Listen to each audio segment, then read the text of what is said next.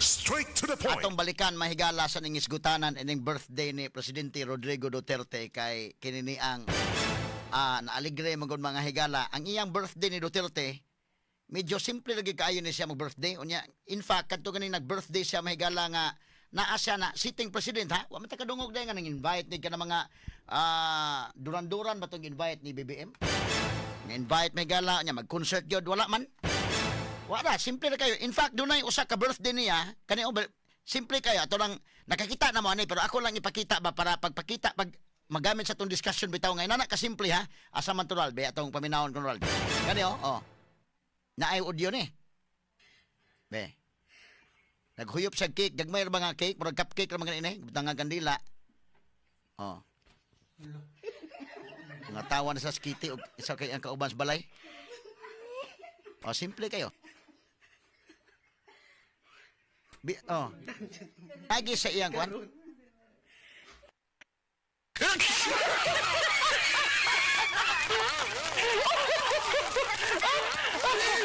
So kani nga birthday may kala kanang ang iya bang sense of humor. Ako nakakita mo ko ning Duterte mga higala nga kanang pag-debate man gud ato sa una katong 2016 debates no. Tulo man to ka debates to dunay una dito sa Cagayan ang partner to GMA og ang Philippine Daily Inquirer.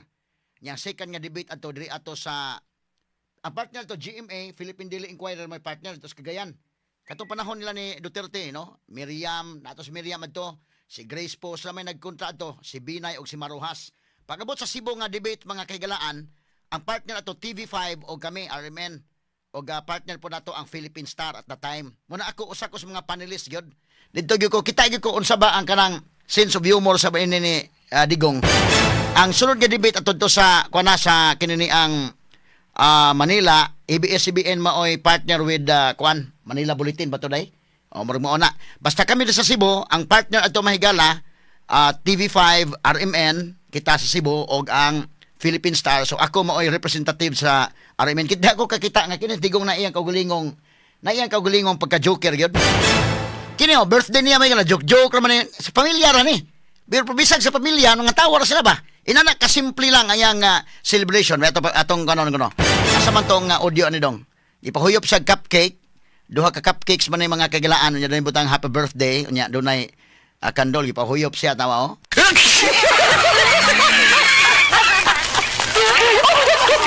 Ay tabunan niyang pikas ilong mo igi pa tie hop. Kanang kuan lagi very simple lagi kayo mahigala nga pagsaulog sa birthday. Oh. Oh, yang gihuyop ning kuan wa mapaong katawa. Oh, nangatawa ra sila. Siri karon.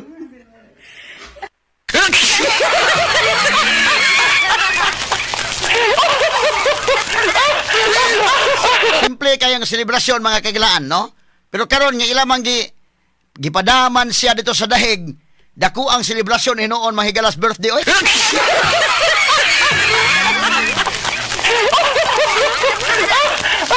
Ibo kalibutan gyud hinoon celebrar sa birthday. Asa man to? Unahon tong Davao do be. Tawag ko no.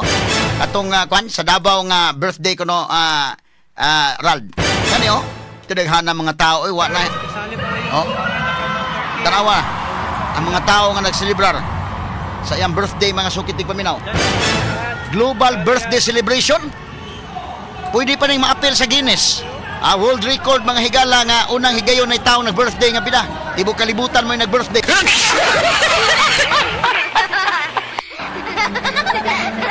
Tama. Wa pa ilay leaders tibo kalibutan nakahimong ana. Habang nanganta Limang kaneo sa Rojas Boulevard, Rojas Avenue sa Davao. Tanawang mga tao, akong i-describe mahirap pital gabiha sa mga tapkadaghan. Nanganta ka pa birthday ni Presidente Rodrigo Duterte. Lano god. Sa Davao pala na ha, lano god.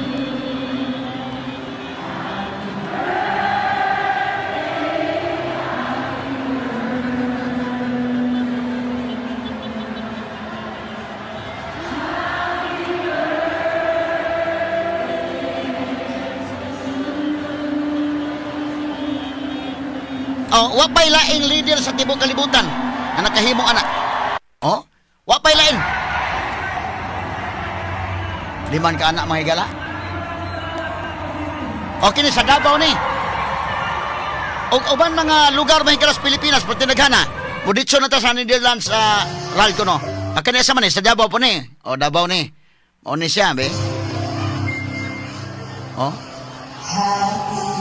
Nanganta ka pa birthday.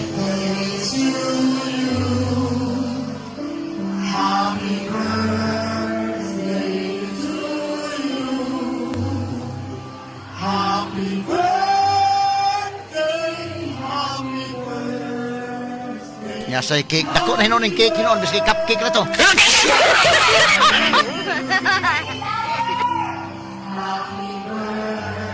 Nanggidagot og kandila na green. Daghang kay mga tao mura di ka tugbahan og dagom. Nagidag mga kandila. Og nanganta dunay Philippine flag nga tuan nagkaway-kaway sa tunga. Alang sa tumaigsuon nga naminaw sa radyo, apan alang sa social media nakakita sila.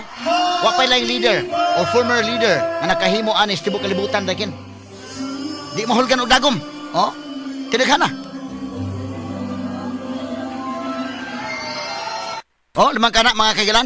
Dito na oh, Davao pa lang na. Sa Davao pa lang upay labot nga kay napay sa Butuan, napay sa dil sa Cebu, lahi pod mga higala tibok Pilipinas. Unya sa tibok kalibutan. Mo dito ta sa the Netherlands dong. Kato sa the Netherlands. Nawar ko do. Okay ni. Okay, kato to ang sige mo ni sa the Netherlands, no? Kasi kaibigan natin guys. Okay mo ni. So editso na lang dito sa katong naghanap tapo ko no. Ayan pala si ano. O katong speech ni VP Sara asa man to? Okay niyo nag-picnic okay niyo. Oh, mo ni sila. Liman ka sa Netherlands mga kaigalaan. Ang tourism dito murag ni Lambo mga higala kay nahimong tourist spots na hinuon ning ICC. Puno-puno ang ilang mga hotels, ha? Fully booked mga higala mga hotels.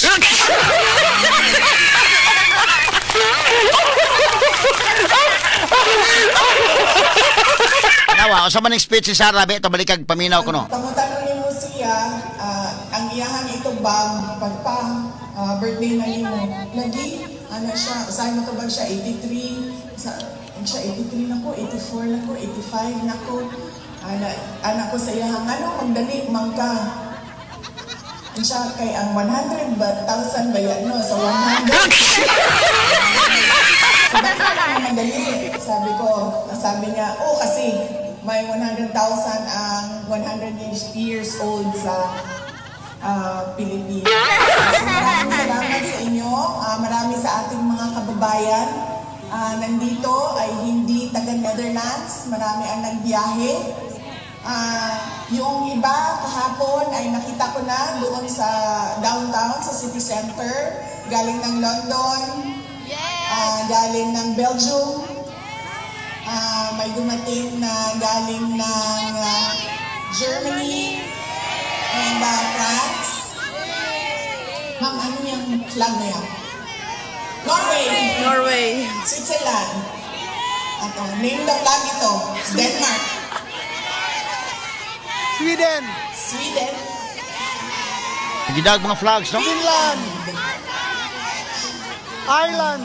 UK. Ireland. Ano yung flag ng dragon? Kuwait? Wales, naman ka no? Boat sila dito? Isang kanta sa Kuwait, hindi malam ang flag namin. Davao, yes. So yes, maraming salamat sa inyong lahat.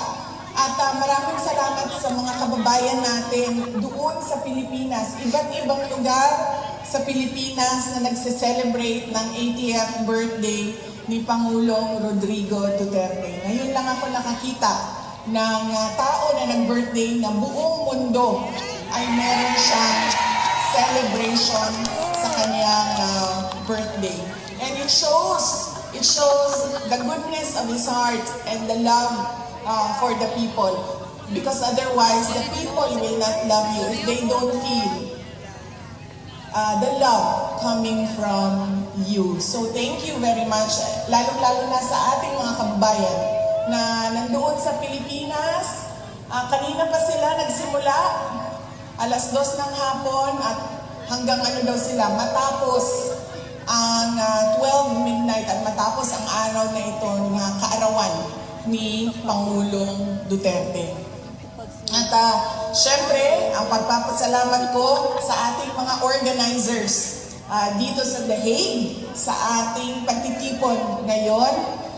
Merong nag-apply ng permit, merong nag-organize ng ating sound system, merong nag-organize ng ating mga barikada, at marami pa silang pinagtrabahuan para mapanigurado na komportable at meron tayong time and space ngayong araw na ito para sa ating picnic celebration ng birthday ni Pangulong Duterte. Maraming salamat sa inyo, mga organizers natin.